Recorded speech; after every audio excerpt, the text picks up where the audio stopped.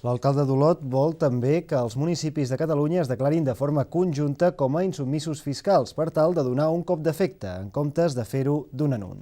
Ho va dir ahir, després que Vic aprovés la insubmissió fiscal.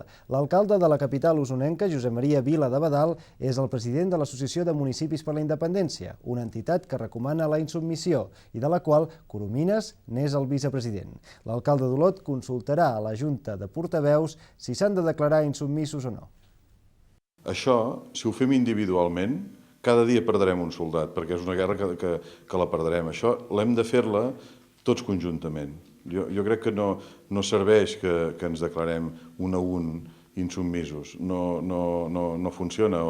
Això, al final, acabarem que no funcionarà. Això ha de ser una acció conjunta de tot el món municipal amb un amplíssim consens, que estic segur que hi és, perquè jo he sentit l'oferta que el món municipal de Convergència li ha fet el president Mas, de dir, escolta, nosaltres serem el braç armat en aquesta lluita, utilitzeu-nos. Fer la declaració d'insubmissió, doncs ens ho plantejarem, evidentment sé que des de l'AMI s'ha recomanat això, però crec que fer-ho d'un a un no servirà per res.